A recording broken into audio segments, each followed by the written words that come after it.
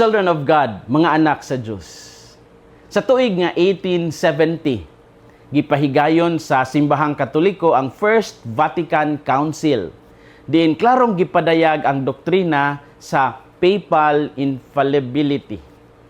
Daghang tao ang nasayop og sabot niini og naghuna-huna nga pasabot niini dili na masayop ang Santo Papa sa tanang iyang isulti o iyang buhaton.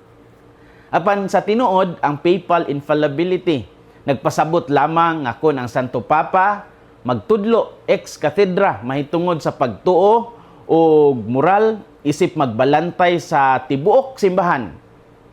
Panalipdan siya sa balaang espiritu gikan sa sayop.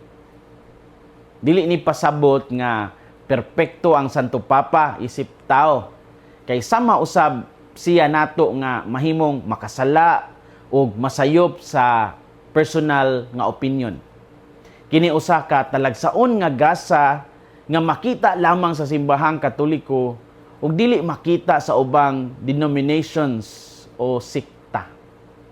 Ang basihan niini makita sa pulong ni Jesus kang Pedro sa iyang pag-ingon nga you are Peter and on this rock I will build my church. Matthew 16:18. Sa binisaya nga hubad, ikaw si Pedro ug ibabaw nining bato tukuron ko ang akong simbahan. Ang Simbahang Katoliko nagtuo nga ang otoridad nga gihatag ni Kristo kang Pedro nagpadayon pinaagi sa iyang mga sumusunod nga mga Santo Papa. Mao nga bisan daghan og mga kontrobersya o mga kasamok sa kasaysayan, nagpabilin gihapon nga usa ang pundasyon sa doktrina sa simbahan sulod sa kapin 2,000 ka tuig. Kini nga pagtulunan dili aron ipasidungog ang usa ka tawo, kundi aron ipakita ang Ginoo wala mo biya sa iyang simbahan ug padayon siyang naggiya niini pinaagi sa balaang espiritu. Ang ebanghelyo karong adlaw naghisgot usab mahitungod sa otoridad. Gipakita si Jesus, gipangutana si Jesus sa mga pari ug mga eskriba kon asa gikan ang iyang otoridad sa pagtudlo og pagbuhat sa iyang mga milagro. Wala sila mangutana aron makat-on, kundili aron dakpon o pasanginlan sidya. Apan pinaagi sa iyang kaalam, gitubag sila ni Jesus pinaagi usab sa pangutana mahitungod kang Juan Bautista. Say makutlo nato karong adlaw. Unang punto, ang tinuod nga otoridad gikan sa Dios ug dili lamang sa tao. Sa ebanghelyo gipangutana si Jesus sa mga leader sa templo kung kinsa ang naghatag kaniya og otoridad. Nagtuo sila nga sila lamang adunay katungod sa pagtudlo og pagdumala sa relihiyon. Apan wala nila nakita nga ang gahom og kaalam ni Jesus dili gikan sa politika o influensya kundi gikan sa amahan. Ang ilang pagdumili sa pagdawat kang Jesus dili tungod kay walay ebidensya kundi tungod kay dili nila gusto nga mawala ang ilang kontrol. Si Jesus adunay otoridad tungod kay siya anak sa Dios. Ug ang iyang mga pulong adunay gahom sa pag-usab sa kinabuhi sa tao. Ang tinuod nga otoridad dili magpahimulos kundi mag-alagad o magdala sa kamatuoran. Hangtod karon adunay daghang tawo nga lisod mudawat sa otoridad sa Dios. Tungod kay gusto nila nga sila mismo ang magbuot sa ilang kinabuhi. Ang uban mudawat lamang sa pagtulunan sa simbahan kun pabor-pabor kini sa ilang gusto.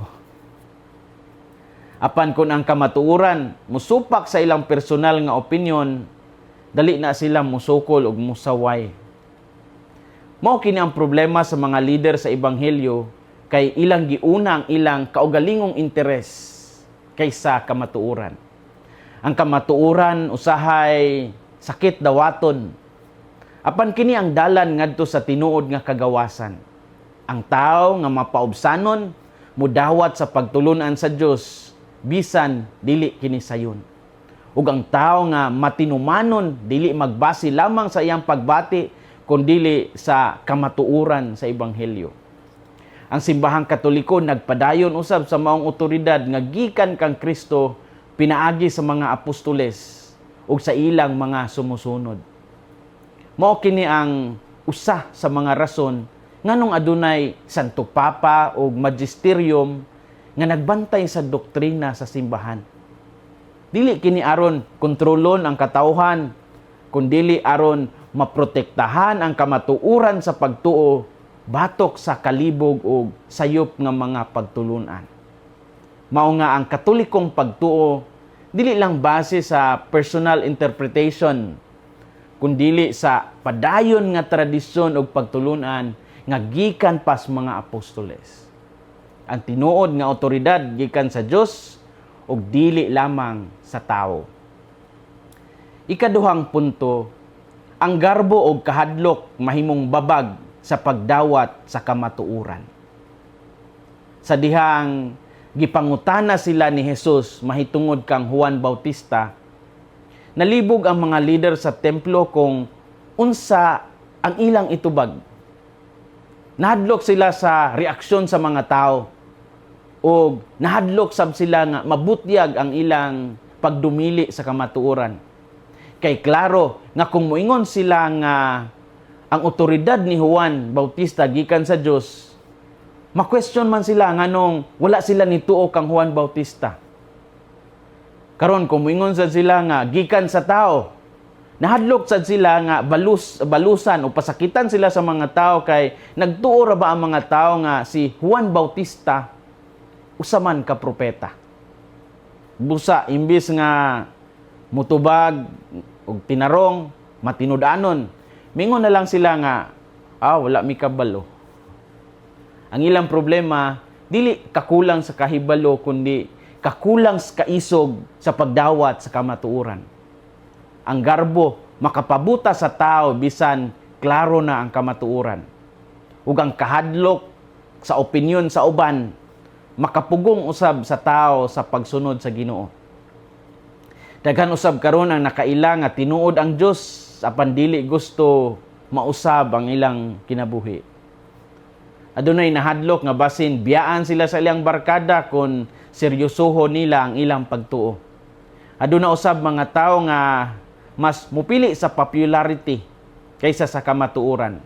Ug sama sa mga leader sa ebanghelyo, usahay mas importante pa nato ang opinyon sa uban kaysa sa tingog sa Dios. Ang pagtuo nagkinahanglan og kaisog aron mutindog alang sa kamatuoran bisan dili kini popular. Ug ang tao nga tinuod nga sumusunod kang Kristo kinahanglan usab sa pagsakripisyo. Daghang santos ang nagpakita sa maong kaisog sa pagbarog alang sa kamatuoran. Ang garbo o kahadlok mahimong babag sa pagdawat sa kamatuoran. Story time.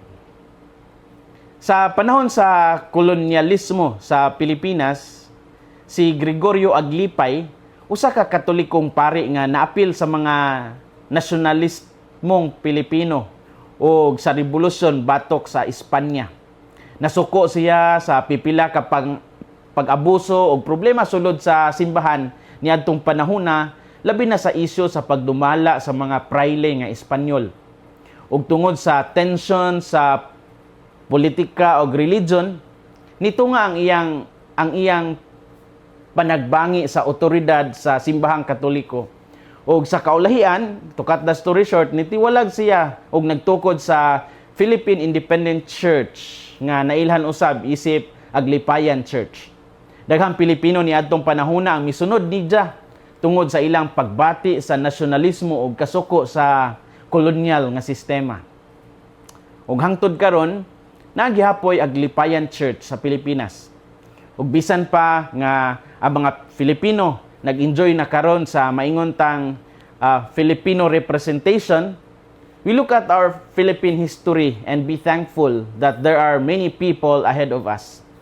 Dili siguro pud ta moabot nining gutlua sa atong kasaysayan kung Dili pod sa mga panghitabo nga naghatag nato og mahinungdanon nga mga leksyon sa atong kasaysayan.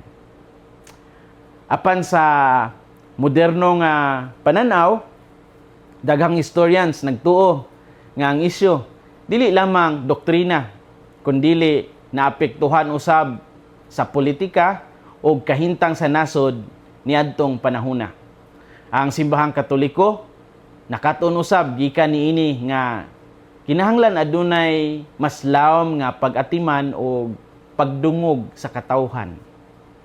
Sa pikas bahin, daghang aglipayans karon adunay maayong relasyon o dialog uban sa simbahang Katoliko.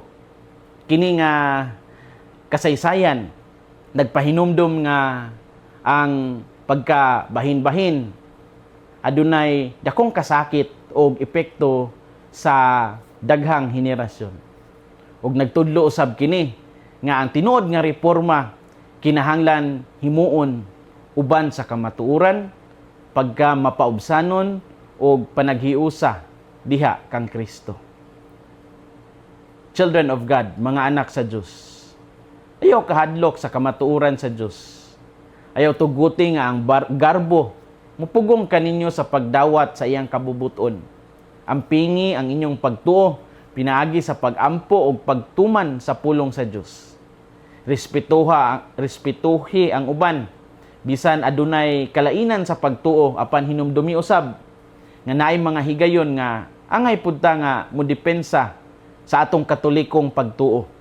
Hinumdumi nga ang tinuod nga authority, ang tinuod nga otoridad gikan jud kang Kristo. Saligi ang simbahan nga iyang gitukod. Ug iampo nato nga ang balaang Espiritu Santo maggiya kanatong tanan ngadto sa hingpit nga panaghiusa og kamatuoran diha kang Kristo.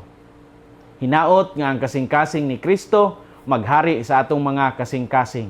Kini si Father Felmar Castrodes, Fiel SVD, ang inyong magsisibya sa maayong balita. Gikan dinhi sa Radio Veritas Asia, hinumdumi ang kinabuhing Kristiyano, kinabuhi sa pagserbisyo.